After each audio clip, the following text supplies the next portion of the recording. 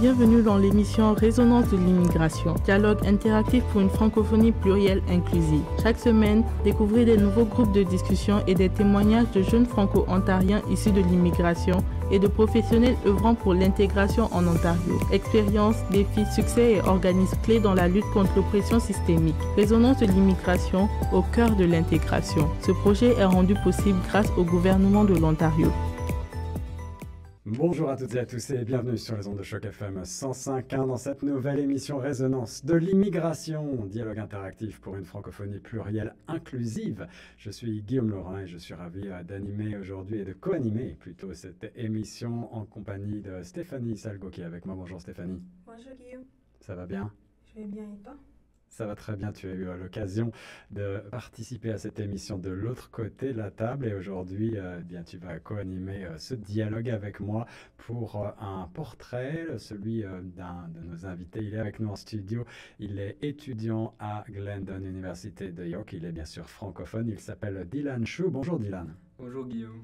Ravi de t'avoir avec nous, tu vas bien? Ouais, je vais bien et vous? Ça va très bien. Merci de te prêter à ce jeu du portrait chinois en quelque sorte pour cette émission Résonance de l'immigration. On va apprendre à faire connaissance, on va apprendre à en savoir plus sur ton parcours migratoire et sur ton parcours d'intégration à Toronto, en Ontario et au Canada et à partager tes impressions, tes bons plans, c'était tes conseils pour nos amis francophones qui voudraient aussi s'intégrer à la société en tant qu'étudiant en particulier, les obstacles que tu as pu rencontrer, c'est un petit peu tout ça que l'on brasse dans cette émission. Je rappelle que le projet Résonance de l'immigration, c'est un projet donc, qui est rendu possible grâce au gouvernement de l'Ontario et qui va consister en 24 épisodes audio et vidéo, diffusés donc à la fois sur nos ondes, Choc FM 105.1, mais aussi en vidéo sur notre page YouTube, et également en mode balado, podcast, sur le site chocfm.ca et sur toutes les plateformes que vous connaissez bien. Un projet qui priorise les jeunes, justement, et les membres des communautés francophones issus de l'immigration et qui comprend donc des groupes de discussion avec des témoignages et la participation de jeunes du secondaire et du postsecondaire, ainsi que de jeunes professionnels, et puis des spécialistes du monde de l'éducation et d'organismes socioculturels francophones qui œuvrent pour l'intégration en Ontario. Le but, c'est d'amplifier la voix de ces jeunes issus de l'immigration, de créer un espace de dialogue intergénérationnel et interculturel, et puis de sensibiliser aux fameux obstacles systémiques et promouvoir des solutions existantes, celles qui existent à proprement parler dans les programmes des organismes francophones de la Ville-Reine et au-delà les programmes de l'Ontario, les programmes du gouvernement. Aujourd'hui, donc, on va parler en particulier d'intégration à travers l'éducation avec notre invité Dylan Chou. Dylan, première question, présentation générale tout simplement pour nos auditeurs. Est-ce que tu peux parler un petit peu de ton parcours migratoire? Qui es-tu et d'où viens-tu en quelques mots? Ok, alors moi c'est Dylan Chou, j'ai 20 ans, je suis originaire de l'île Maurice. L'île Maurice. Ouais. Et je suis revenu au Canada en septembre 2022. Quand j'ai fini les études au high school, je suis directement venu continuer mes études ici au Canada, à Toronto. D'accord. Et mes études, ça va durer sur 4 ans. Du coup, je suis là depuis que je suis arrivé et je ne suis pas du tout retourné chez moi. Je me suis adapté à la vie canadienne, si on peut dire. Et j'ai essayé de m'intégrer à la société ici. Ouais. Ça a été, tu as le sentiment que ça a été quelque chose d'assez fluide, d'assez naturel, d'assez simple? Au début, c'était un peu compliqué parce que comme tu es nouveau, tu connais personne, tu connais aucune personne, genre, tu n'as pas d'amis, tu dois construire ton propre, on dirait, réseau et t'intégrer au fur et à mesure avec le temps. Je sais que ça prend du temps, mais c'est comme ça qu'aujourd'hui, maintenant, je suis bien entouré des personnes qui peuvent m'aider, que ce soit les amis dans les études ou bien en dehors des études.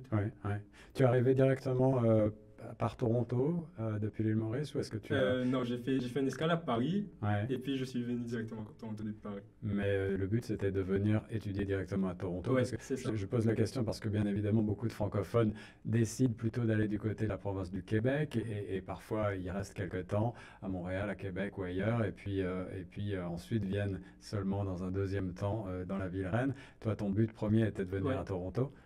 Ouais, mon but c'était de venir à Toronto parce que c'était une ville bilingue, anglais-français. Hmm. Et je voulais développer aussi mon côté anglais, de m'améliorer en anglais. C'est pour ça que j'ai décidé de venir ici à Toronto. Et voilà. Et suivre aussi des études Ouais, bilingues parce que c'est ça. Glendon Université de York, c'est la seule université proprement ça. qu'à parler bilingue de la ville. Ouais, c'est ça. Je suis à Glendon. J'ai choisi cette université parce qu'il y avait le français et l'anglais. Je voulais pas directement me lancer dans une université anglaise parce que j'avais un peu peur Ouais. de comment ça va se passer. Du coup, j'ai préféré être dans une université bilingue, le français et l'anglais, où je prends des cours en anglais et en français, ce qui m'a beaucoup aidé, même à mon anglais. Ça m'a permis de mieux m'intégrer aussi. Et ouais. Et tu en es à ta deuxième, troisième année déjà? Je vais à ma troisième année, qui va commencer en septembre. Premières impressions, donc au bout de 3 ans maintenant à Glendon, est-ce que tu es satisfait? Quelle est la spécialité que tu avais choisie? Je suis en spécialité de business économie, Ouais, tout ce qui est cours avec l'économie, le business. ouais, Et franchement, depuis que je suis arrivé, j'ai pas vraiment vu le temps passer. Ça fait déjà presque 3 ans que je suis ici et ça passe tellement vite, hmm. surtout les premières, deuxième années, c'était tellement vite. Et là, je réalise même pas que je suis bientôt fini l'université. Formidable. On va parler de la suite tout à l'heure et de ta vision pour ton avenir et plus généralement, on élargira aussi à ta vision de la francophonie locale. On en parlera, mais ce que je voudrais, c'est revenir sur tes origines culturelles un petit Ouais. peu et les particularités de ton pays d'origine, francophone, bien sûr, Ouais, l'île c'est ça. Maurice. Est-ce que tu as retrouvé une communauté ici? Je sais qu'il y a une association très active. Qu'est-ce que tu la connais? Ben, j'ai trouvé des communautés qui se sont créées genre, entre les Mauriciens de l'île Maurice. Ils ont créé une communauté où ils font plein d'activités ensemble, où ils se joignent on va dire, tous les week-ends pour faire des activités, des events. Et, et j'ai réussi à m'intégrer dans ce groupe où je pars de plus en plus dans les activités. Et je fais des rencontres de Mauriciens que je connaissais pas avant quand j'étais à Maurice. Ouais. Et c'est bien parce que notre langue, qui est le créole, ben, j'avais perdu un peu de vue parce que quand je suis arrivé au Canada, ben, cette langue-là, personne ne la parle ici. Et en rencontrant des Mauriciens et en reparlant le créole, ça m'a permis de me sentir comme chez moi. La Toronto Mauritian Association, l'association des Mauriciens de Toronto, est effectivement très active et regroupe pas mal de monde, du monde des affaires professionnelles, mais pas seulement, évidemment aussi des étudiants, de nouveaux arrivants de tous bords. Je crois que l'association existe depuis pas loin de 30 ans, peut-être même plus, donc une association toujours très dynamique. Mais tu veux nous parler peut-être en quelques mots de ton pays d'origine pour les auditeurs et les auditrices qui connaissent mal l'île Maurice, peut-être juste un petit survol géographique et culturel en 2 mots. Ben, ceux qui ne savent pas, l'île Maurice se situe en Afrique. C'est une petite île dans le sud de l'Afrique, dans l'océan Indien. C'est indien, ouais. Ouais. Ouais. C'est sur la carte, vous n'allez pas le trouver aussi facilement. Vous devez zoomer pour voir les petites îles aux alentours de l'Afrique du Sud ou Madagascar. Mm. C'est aux alentours de ces îles. Mm, mm. Et ce que je peux te dire, c'est que l'île Maurice, c'est une île, un pays, comme vous voulez. C'est très diversifié. Il y a beaucoup de Maurice, comme chez nous on appelle de créoles, Ouais. de musulmans, d'indiens, de français carrément, et de chinois. Donc, juste pour revenir Ouais. sur l'histoire, effectivement, il y a une histoire de colonisation française, Ouais. d'où l'usage du français. Et c'est aussi une île qui est aux confins de différentes civilisations, comme tu l'as dit, proche des côtes africaines, par certains côtés, dans l'océan Indien, avec effectivement beaucoup de flux migratoires et de mélange finalement culturel. Ouais, c'est ça, c'est bien ça. Donc j'imagine que l'arrivée à Toronto, ville multiculturelle par essence, ça n'a pas été un si grand dépaysement peut-être? Je dirais que si, c'est quand même un grand changement du fait que notre île est très petite comparée à Toronto. Ouais. Et quand tu viens ici, tu vois la différence des autres pays comparé à l'île Maurice. Et c'est très grand, tu te perds facilement comparé à l'île Maurice parce que c'est très petit. Stéphanie, tu as eu un choc culturel un petit peu quand tu es arrivée toi-même à Toronto? Oui, exactement. Et j'aimerais ajouter aussi que les choses qui peuvent manquer, c'est la nourriture. Est-ce qu'il y a un plat en particulier qui te manque? Ah, il y a tellement de plats qui me manquent qu'il n'y a que à Maurice ici. Mais il y en a, genre, il y a des gens qui viennent de faire les plats ici de l'île Maurice, mais c'est un peu différent. On n'a pas les mêmes ingrédients, Ouais. on n'a pas les mêmes, allons dire, la même main-d'œuvre qui le fasse. C'est différent et ça me manque tellement. Fais-nous un peu découvrir ta culture, Dylan, si tu veux bien. C'est quoi la grande spécialité culinaire, par exemple, qui te vient à l'esprit quand tu penses à ton pays, l'île Maurice? Est-ce que c'est un ingrédient? Est-ce que c'est un plat? Est-ce que c'est une recette? Est-ce que c'est une boisson? Ouais. Ben, franchement, il y en a tellement que je ne sais pas si je pourrais tous les citer, mais allons dire de la culture indienne. Comme je donne comme exemple le biryani, Ouais. tous les plats un peu typiques indiens, mais c'est différent le goût comparé à Maurice et ici. Je ne dis pas qu'il n'y en a pas ici, mais c'est pas tout à fait le même. Il y a des restaurants mauriciens à Toronto, tu en connais? Ça existe? Non, pas à ma connaissance, mais je sais qu'il y en a des magasins qui vendent des ingrédients de Maurice, et ça j'aime bien. On passe à ton parcours migratoire et les motivations qui t'ont poussé à venir suivre tes études à Toronto. C'est les études elles-mêmes qui t'ont décidé à ce grand voyage et à ce processus. On sait que c'est quand même, ça prend du courage, ça prend beaucoup d'efforts de changer de pays, de changer de continent, de changer de culture, d'essayer de s'intégrer là dans une nouvelle ville, dans une nouvelle vie. C'était les études, c'était la volonté d'apprendre aussi l'anglais, ou de mieux le parler, comme tu l'as précisé tout à l'heure, ou c'était un tout, c'était autre chose? Ben, c'était un peu de tout, parce que j'avais plusieurs choix de pays à choisir avant de venir ici. J'avais la France, l'Angleterre et l'Australie, Ouais. et finalement j'ai décidé de venir ici. Aussi, j'ai choisi le Canada, surtout Toronto, pour déjà pour le bilingue, comme j'ai précisé. Mhm. Euh, la, la, la différence de culture qu'il y a ici et aussi la grandeur du pays. Parce que j'ai jamais habité dans un autre pays autre que Maurice Mhm. et je voulais voir ce que c'est de vivre dans une grande ville comme Toronto. Une grande ville et puis un pays immense, deuxième plus grand pays au monde. Tu as eu l'occasion de voyager un peu, de découvrir déjà le Canada ou peut-être au moins à l'échelle de la province de l'Ontario? Ben, je suis déjà parti au Québec. Ouais. Avant d'arriver, j'ai fait une semaine au Québec, à Montréal précisément. Mhm. Je suis parti visiter parce que j'ai de la famille là-bas. Et puis, avant la rentrée, je suis retourné à Toronto et je me suis installé et commencé à mettre dans les études. C'est bien, il faut être sérieux et dédié pour réussir. Dylan, tes premières impressions en tant que jeune immigrant à ton arrivée en Ontario, quelles sont-elles quand tu poses tes valises? Est-ce que tu as un souvenir? Est-ce que tu as une anecdote peut-être à nous partager sur ce qui t'a sauté aux yeux, ce qui t'a marqué? Est-ce que tu t'attendais à ce que tu as découvert ou est-ce que tu avais une image préconçue du Canada? Est-ce que c'était conforme à tes attentes? Ben, ma première impression était, j'étais simplement, j'étais perdu quand j'étais arrivé, que ce soit euh, quand on doit se déplacer dans la ville avec les différents trains, les subways, les bus. Chez moi, il y a pas vraiment Hmm. ce style de transport. Et du coup, c'est un peu différent quand je suis venu.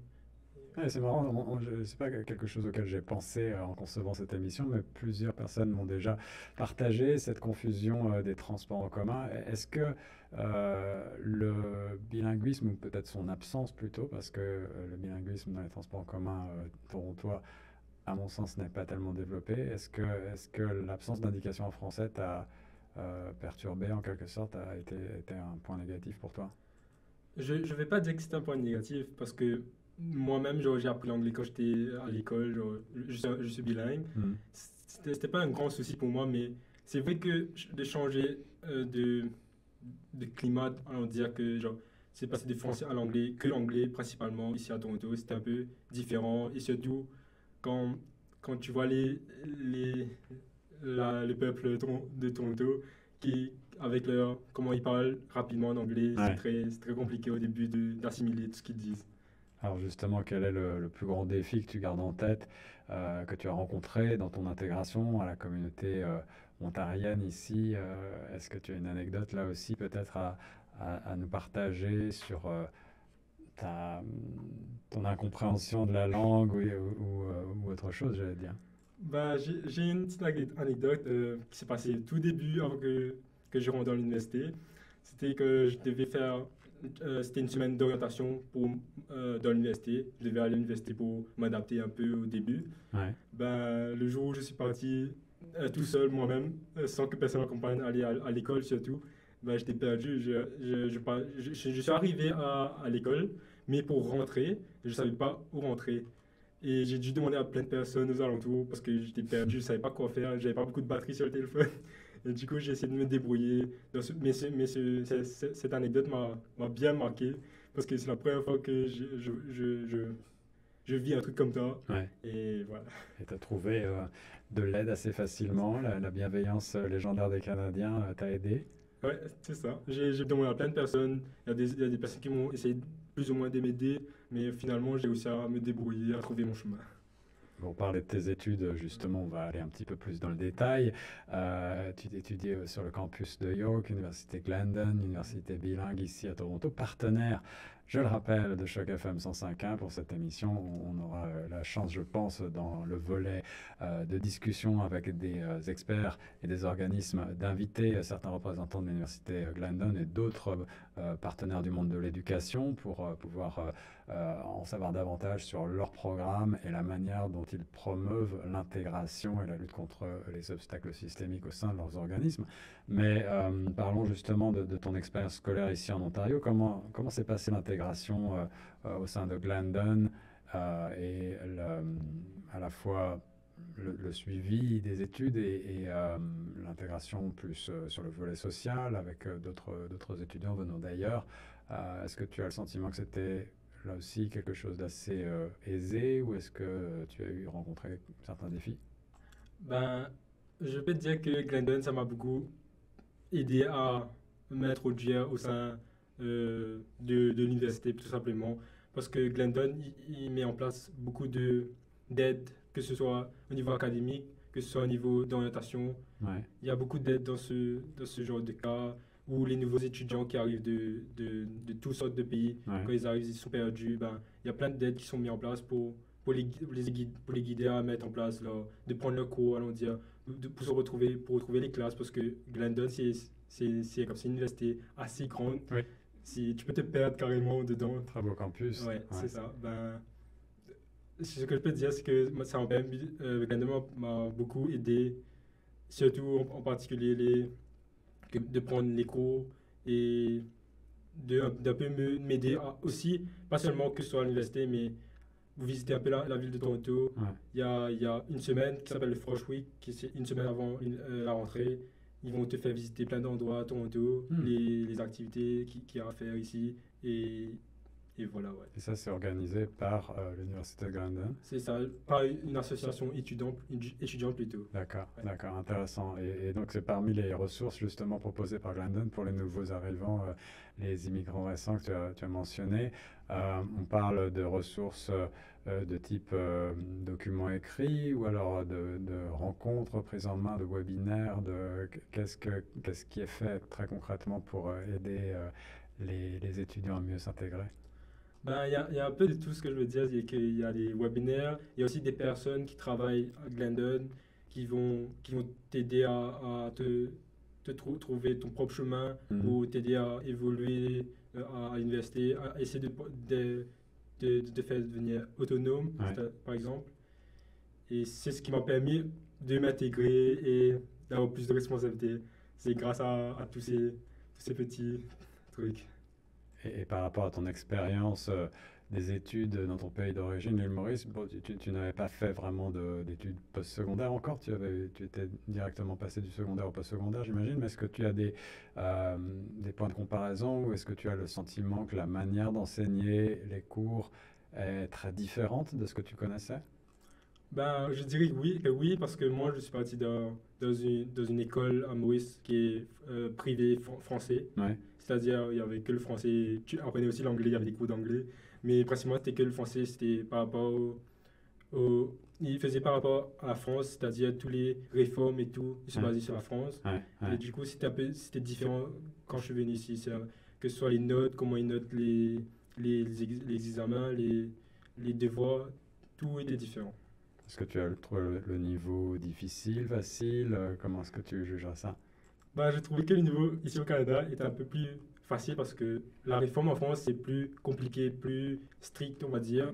Hmm. Tout ce qui est genre baccalauréat, pour son bac, son brevet, c'est plus dur qu'au Canada parce qu'au Canada, je trouve qu'ils font allons dire, des matières, des cours Ouais, un peu qui, avant, je sais pas comment expliquer, mais c'est des cours que j'avais déjà fait, d'accord. que j'avais déjà fait, voilà. Bon, alors c'est plutôt rassurant. Ouais. Stéphanie, je te voyais, euh, disons, hocher la tête de manière approbative. Est-ce que c'est un sentiment que tu partages toi aussi par rapport sur la question du niveau là, des études? Est-ce que tu as été heureusement surprise, on va dire? Oui, heureusement, parce que même mon pays qui est le Burkina Faso, c'est le même système français Ouais. et c'est vraiment plus dur. Tu dois apprendre, par exemple, les cours d'histoire genre par cœur. Tu dois connaître les formules par cœur et c'est vraiment plus difficile. Hmm, hmm. Mais il a eu à parler de transport. Est-ce que tu as fait le J1 ici? Non, pas encore. Je compte passer au plus vite le G1 pour avoir mon permis et ça sera plus facile, on va dire, pour tout ce qui est transport. Tu Mais pour penses, l'instant, tu penses le faire en français ou en anglais? je sais pas du tout. Ok. Peut-être je vais essayer en anglais pour voir c'est comment, mais si j'arrive pas, ben, je vais le faire en français. Et toi, Guillaume, tu as fait ton J1 en français ou en anglais? Alors moi, j'ai mon permis depuis assez longtemps, puisque je suis français d'origine et mon permis était français, m'a accompagné, et je l'ai simplement changé pour un G, puisque j'avais une longue expérience derrière moi. Mais c'est intéressant effectivement comme point. De toi-même, Stéphanie, tu as passé ton permis ici? Franchement, non, parce que, bon, mon père me propose de le faire en anglais, mais Hmm. vu que c'est pas ma langue d'origine, je suis toujours un peu hésitative avant de lire un manuel. Il y a tellement de mots, chaque fois je suis obligée de rechercher. Mais je pense qu'avec à la possibilité de le faire en français, c'est plus facile. Et heureusement, c'est un pays bilingue. Mais oui, je pense que c'est un bon conseil qu'on peut donner aux auditeurs aussi de demander, de réclamer des services en français lorsqu'ils sont disponibles. C'est comme ça qu'on fait vivre la langue. Je peux rajouter quelque chose. Bien sûr, Dylan. Ben, je trouve aussi difficile parce que chez moi, tout ce qui est conduite, nous on conduit à droite. C'est-à-dire Ah oui. que le volant est à droite et c'est Ah complètement oui. différent ici Là, au Canada, c'est à gauche. Ouais, ouais. Du coup, tout Tradition change anglaise. un peu, ça te perturbe, on va dire, au début, mais après tu t'habitues. Mais voilà, c'est ça la grosse différence de chez nous. On parlait de langue il y a un instant. Comment est-ce que la langue française a joué un rôle dans ton intégration, Dylan? Je me doute qu'à travers des études bilingues, le français demeure important, mais est-ce que tu as rencontré des difficultés linguistiques par ailleurs? Et puisqu'on va parler dans quelques instants aussi des questions de discrimination, est-ce que tu as le sentiment que l'usage du français a pu être discriminant pour toi dans certaines conditions? Hmm, Ben, vu que j'étais à Glendon, c'est un campus bilingue. Ouais. C'est plutôt mix, c'est le français et l'anglais. Et je trouve qu'il y a beaucoup de francophones, que ce soit des personnes qui viennent d'Afrique, qui viennent étudier à Glendon précisément. Je me suis fait beaucoup d'amis, de connaissances, de camarades dans le côté francophone pour apprendre à connaître, pour un peu mieux m'intégrer, pour pas me sentir trop seul. Mais le côté anglais, c'était un peu, pour moi, un peu plus difficile. C'est-à-dire, faire des amis anglophones, c'était plus compliqué pour moi au début.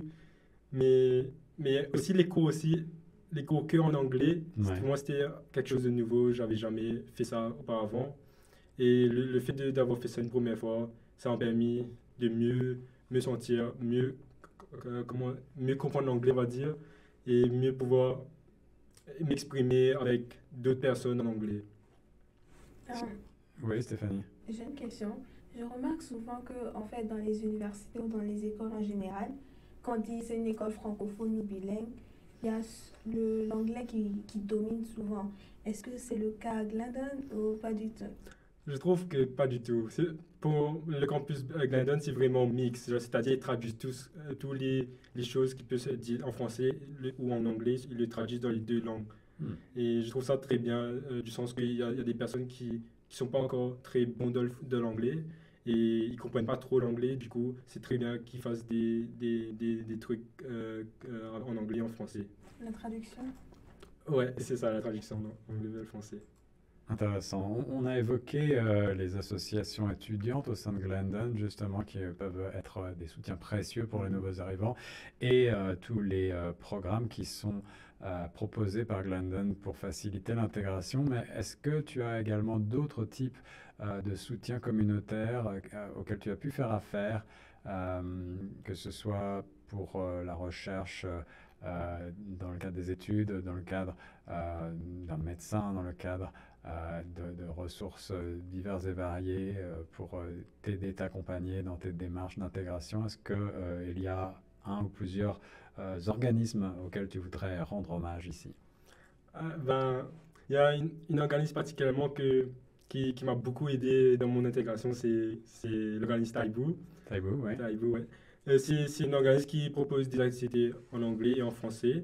Et depuis un moment, ils essayent de faire beaucoup plus d'activités en français pour les francophones à Toronto. Et ça m'a bien aidé, que ce soit quand la première fois je suis rentré à Taibou. Au début, j'étais perdu, je connaissais personne. J'étais juste là à suivre les activités. Mais ça m'a permis d'apprendre à connaître plein de gens, surtout plein de francophones qui sont ici à Toronto, que je ne savais pas qu'il y avait autant de francophones à Toronto. Ouais. Et ça m'a permis de les rencontrer, de faire des activités tous les semaines. Et ouais. Alors ça, c'est intéressant, Stéphanie. Je vois que tu es là, tu écoutes également, tu connais bien Taibou. On en a déjà parlé sur cette émission. Taibou, c'est taibouchc.ca pour ceux et celles qui veulent en savoir plus. Un centre de santé communautaire. Je crois que c'est établi à Scarborough, c'est bien ça? C'est bien ça, c'est à Scarborough. C'est à Scarborough, le bureau principal, on va dire. Ouais. Et les activités se font là-bas ou est-ce que ça peut être aussi à d'autres endroits dans la ville? Ça dépend, c'est diversifié. Vu que le bureau principal n'est pas très grand non plus. Quand des fois il y a tellement de gens, on le fait dans une école dans une école gouvernement, je sais pas, dans une école française. Ben on essaie de faire des activités un peu partout pour pouvoir faire venir plus de gens possible. Donc des activités communautaires, de rassemblement, de réseautage. Qu'est-ce qu'on y fait en général? Qu'est-ce que tu as eu l'occasion en tout cas de découvrir? Ils ont fait plein d'activités concernant la santé, la famille surtout, tout ce qui est les droits pour les immigrants, tout ce qui est logement aussi. Ils ont fait tellement d'activités concernant ce grand débat, on va dire. Tout ce qui est, c'est un problème pour les francophones, la langue déjà, et puis l'accès à des soins médicaux en français surtout, et surtout comment s'intégrer plus ou moins à Toronto, dans la ville, avec comme une langue principale le français. On parle de santé justement avec Taibou, intéressant d'évoquer ce point-là. Est-ce que la question d'être soigné en français à Toronto a été un obstacle pour toi? Est-ce que tu as eu à trouver une solution de ce côté-là? Et après, je voudrais aussi te poser la question du logement.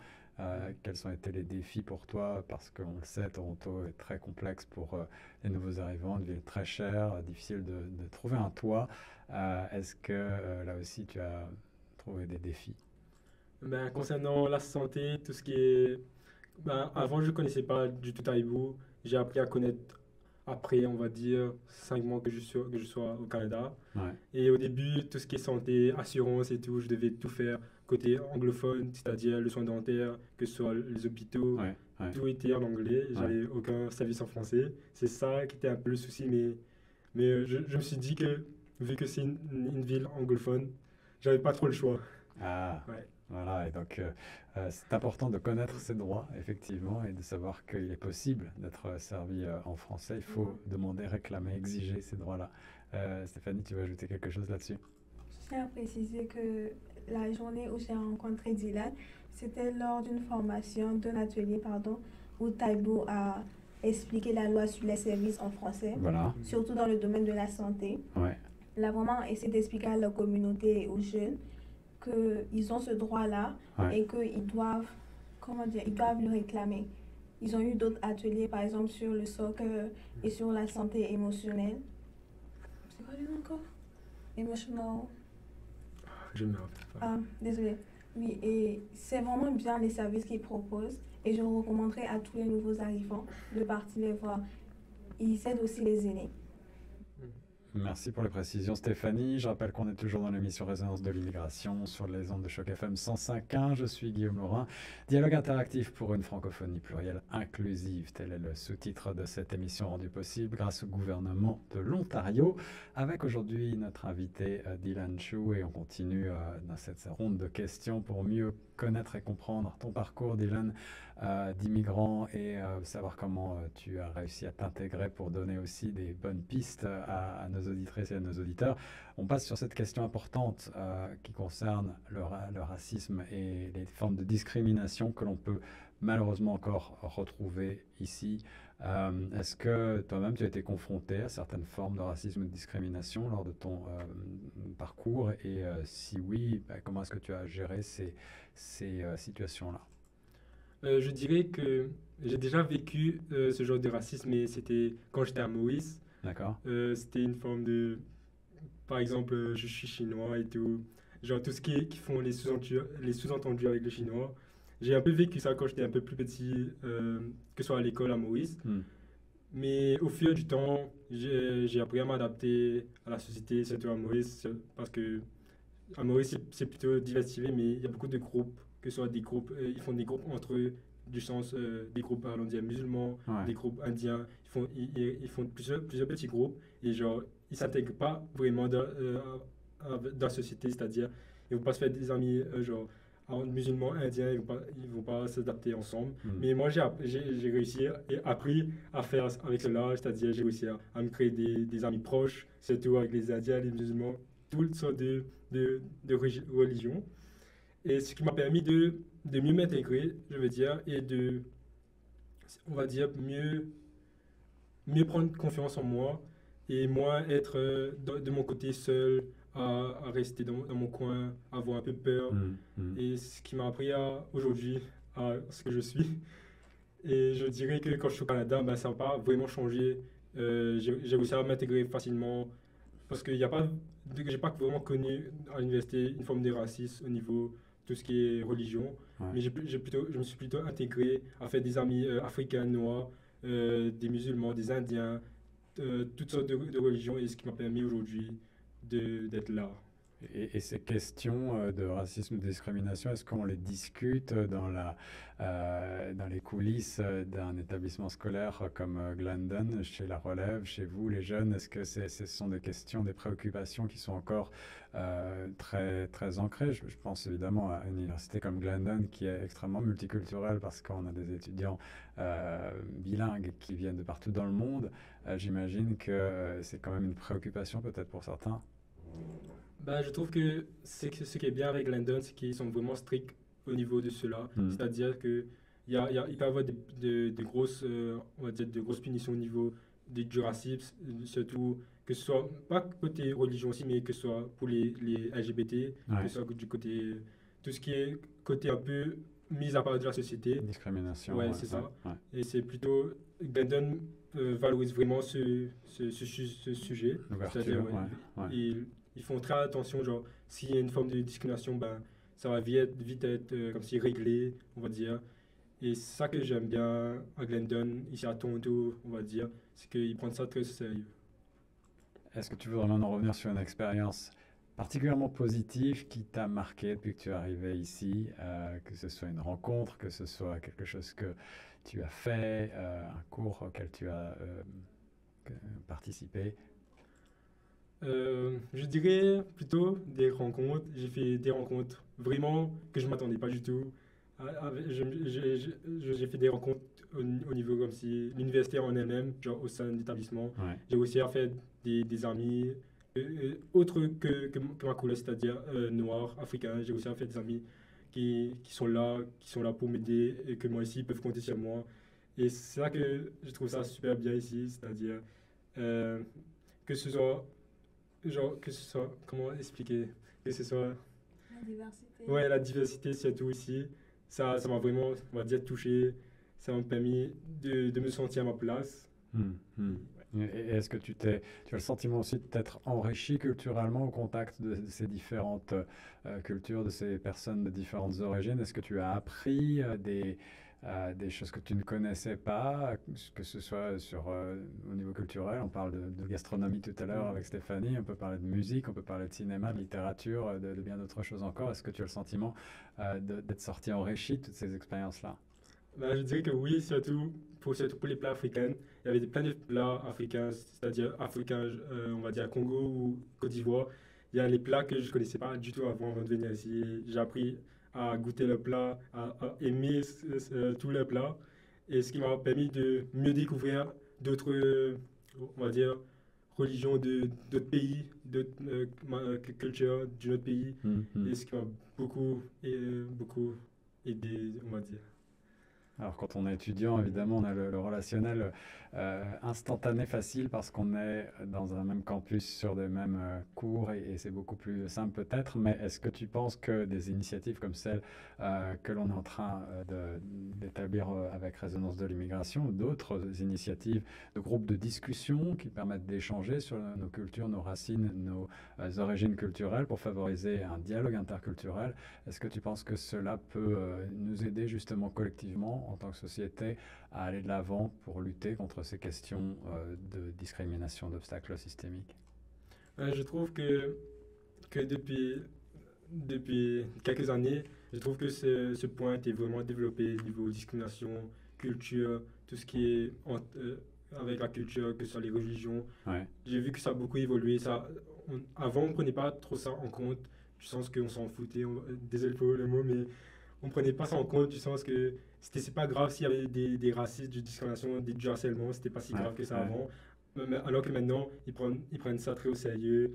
C'est-à-dire, il y a des conséquences si il y a des actes avec la discrimination, tout ce qui est raciste. Et c'est ça que j'aime ici, on va dire, que ça s'est beaucoup développé au niveau francophone. Surtout avec Taibou, ils ont vraiment développé ce sujet.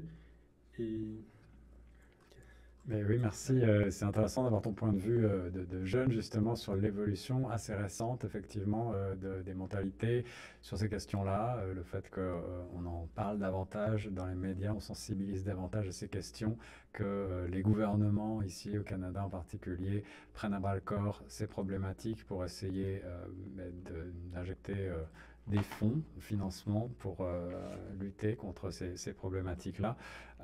C'est tout à fait remarquable. On poursuit avec des témoignages inspirants que tu as pu rencontrer. Est-ce qu'il y a des personnes ou même des événements auxquels tu aurais participé qui ont inspiré ton parcours et qui te donnent envie, j'allais dire, de t'accomplir en tant que jeune professionnel à la sortie de tes études?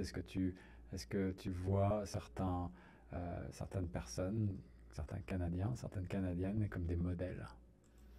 Tout de suite en tête, je n'ai pas de nom à dire, mais surtout ici, la mentalité canadienne, ça m'a permis de me développer au niveau de mentalité et même au niveau de responsabilité, d'être plus autonome. Ça m'a permis de m'ouvrir des portes, que ce soit, c'est-à-dire ici au Canada, surtout à Toronto, il y a beaucoup d'opportunités de travail, Ouais. que ce soit même les petits travails étudiants. Ça m'a beaucoup aidé au niveau de cela. Et je tiens à dire que, franchement, j'ai adoré d'être ici. Mais je suis toujours ici. D'un point de vue professionnel, justement, tu as développé des expériences, tu as Ouais. développé un petit peu d'engagement auprès de certains organismes, ou que ce soit au niveau du volontariat ou est-ce que tu as eu des expériences de job d'été ou de job alimentaire pour financer tes études en partie peut-être? C'est ça. J'ai eu beaucoup d'opportunités de travail avec l'université où je suis en ce moment. C'est-à-dire, j'ai beaucoup de work study, c'est-à-dire travail-études, que ce soit je faisais des 15 heures par semaine avec le travail plus les études en même temps. Et surtout l'été aussi, ils offrent beaucoup d'opportunités de travail. J'ai déjà fait des summer camps, des cours d'été avec des enfants, des petits-enfants, à côté de mon université. Ouais, c'est ça. C'est-à-dire, à côté de mon campus, il y a la Toronto French School, c'est-à-dire, c'est tout ce qui est... On apprend le français principalement de cette école. Et j'ai aussi trouvé aussi un petit travail dedans. Et même les camps d'été, ça m'a permis d'interagir, aussi en francophone, en français plutôt. Et ce qui est très bien pour mes opportunités pour le futur, mes expériences surtout, ça me permet de construire petit à petit tout ce que j'ai commencé depuis le début au Canada.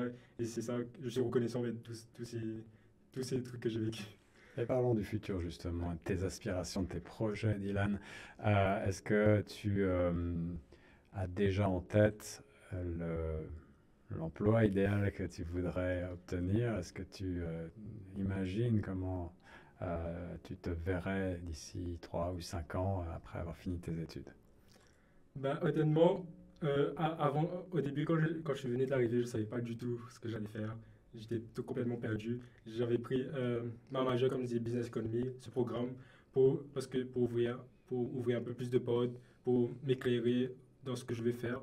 Et maintenant que j'y repense, ça m'a permis de mieux savoir ce que je veux faire dans le futur. C'est-à-dire, ça m'a permis de penser à est-ce que je veux ouvrir mon propre entreprise, ma propre... une grosse entreprise, une grosse marque, on va dire. Ça m'a permis de penser, est-ce que je peux être directeur plus tard? Parce que dans le programme que je suis en ce moment, ça parle un peu de ça, de business, de commerce, du marketing, tout ce qui est finance. Quelle sera la réponse? Est-ce que tu te verrais entrepreneur? Je l'espère. Je ne pourrais pas dire je me verrai parce qu'on ne sait pas ce qui est fait du futur. Mais j'espère très sincèrement que je pourrais me lancer dedans, dans ce domaine-là. Et plus tard, peut-être finir directeur d'une grande entreprise, qui sait. Pour ce qui est des jeunes qui nous écoutent, des jeunes issus de l'immigration comme toi, quel serait le message ou quels seraient les messages que tu voudrais transmettre dans cette émission? Message ou conseil, on va dire. Je dirais à toutes les personnes de s'élancer dans le projet, dans ce qu'ils veulent faire.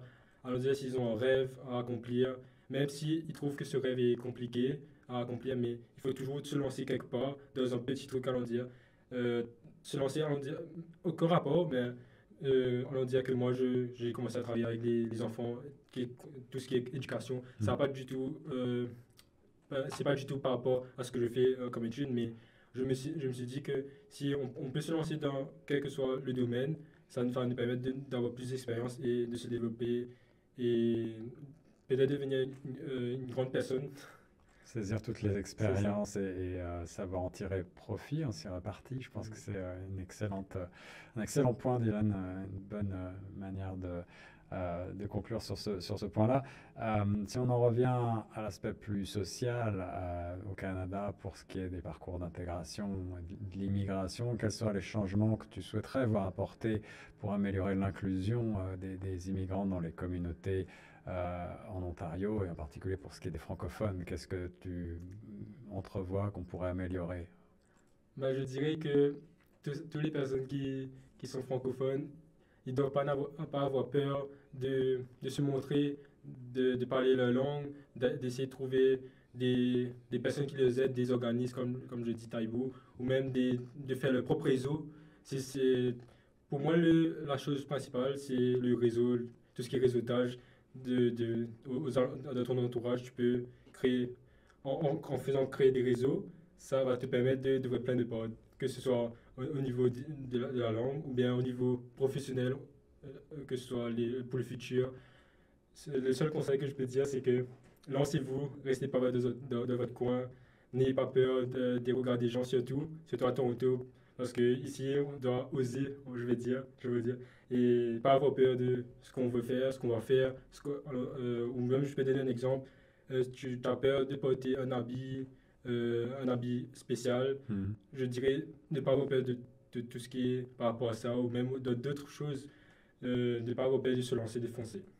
Avoir peur de la différence, n'avoir peur de rien finalement, d'accord, Dylan, c'est une bonne chose que de ne pas effectivement se laisser bloquer par ses peurs. Toujours sur les solutions concrètes qu'on pourrait essayer de trouver ensemble pour lutter contre les obstacles systémiques et les problèmes de discrimination, de racisme au Canada. Quelles solutions est-ce que tu imaginerais pour lutter contre ces obstacles que peuvent rencontrer les immigrants au niveau social, au niveau économique, dans la recherche d'emploi, dans la recherche d'opportunités? Je dirais que de mettre en place plus de systèmes pour les aider, à mieux les intégrer. C'est-à-dire même si les francophones, ils parlent pas un mot d'anglais, pour moi, j'aimerais que le gouvernement développe ce côté francophone, aider les immigrants à mieux s'intégrer, à mieux se sentir à l'aise, genre comme dans leur pays, dans le propre pays, c'est-à-dire, genre, comment expliquer ça, de mieux développer, c'est-à-dire que ce soit le travail. L'appui aux immigrants, en fait. L'appui aux immigrants. C'est ça, c'est-à-dire de mieux aider les immigrants à mieux s'intégrer, genre, plus précisément les immigrants qui viennent de pays qui ne comprennent pas l'anglais ou... Et, ça. Travailler sur des efforts de traduction, d'adaptation, effectivement, pour ces populations-là. Merci, Dylan. Pour terminer, on a parlé un peu de ton futur, mais tu ne nous as pas dit si tu comptais t'établir et rester chez nous, en Ontario, à Toronto, ou est-ce que tu dois voyager? Comment est-ce que tu vois le futur? En ce moment, je dirais que je dois finir mes études, avoir mon diplôme, puis je l'espère retourner chez moi parce que ça fait maintenant presque 3 ans que je ne suis pas retourné chez moi et ça me manque un peu. Ouais, j'imagine. Tout ce qui est culture et nourriture, plat. Et je vais sûrement rester à Toronto pour avoir mon résident permanent, peut-être même ma citoyenneté, je l'espère. Et quand j'aurai tout ça, peut-être je vais voyager dans d'autres pays, découvrir une nouvelle culture, qui sait. Et comment est-ce que tu penses qu'un projet d'émission comme celui-ci peut contribuer à la vitalité culturelle et socio-économique de la communauté francophone de l'Ontario? Je pense que cette émission ça va permettre de peut-être, qui sait, d'ouvrir les yeux à plein de gens, surtout au côté francophone, d'avoir plus cette énergie pour se lancer dans n'importe quelle situation, que ce soit au niveau économique, au niveau de discrimination, ne pas avoir peur de rien, de se lancer et de voir ce qui fait l'avenir. Voilà, merci beaucoup. Dylan était mon invité, Dylan Chou, pour cette émission Résonance de l'immigration, dialogue interactif pour une francophonie plurielle inclusive avec la participation de Stéphanie Salgo. Merci à tous les deux. Est-ce que vous avez un mot de la fin pour les auditrices et les auditeurs de Choc FM? Dylan? Je vous conseille de suivre vos rêves, de ne jamais abandonner. Et il y aura forcément un organisme ou une personne pour vous aider, francophone ou non. Donc, essayez de faire ce qui vous rend le plus à l'aise. Si c'est le français, oui. Essayez aussi d'aider d'autres personnes si vous avez reçu de l'aide. Et je vais rajouter un dernier truc, c'est que toutes les personnes qui ne savent pas quoi faire dans le futur, n'ayez pas peur, juste lancez-vous quelque part. Même si vous n'aimez pas ce que vous faites en ce moment, vous devez au moins essayer. Si vous n'aimez pas, vous pouvez changer. Vous n'êtes pas obligé de rester dans ce que vous faites en ce moment. Au moins d'essayer un truc pour voir, pour évoluer surtout dans l'avenir. Voilà, des beaux messages positifs d'espoir. Je trouve que la jeunesse francophone qu'on a eu l'occasion déjà d'interviewer dans cette émission est plutôt positive pour l'avenir. Ça fait plaisir de voir ce dynamisme à l'œuvre. Merci beaucoup d'avoir participé à cette émission. On reste sur les ondes de Choc FM 105.1. Vous écoutiez Résonance de l'immigration, dialogue interactif pour une francophonie plurielle inclusive sur les ondes de Choc FM 105.1. Pour retrouver l'ensemble des épisodes en mode balado, rendez-vous sur chocfm.ca ou en vidéo sur YouTube.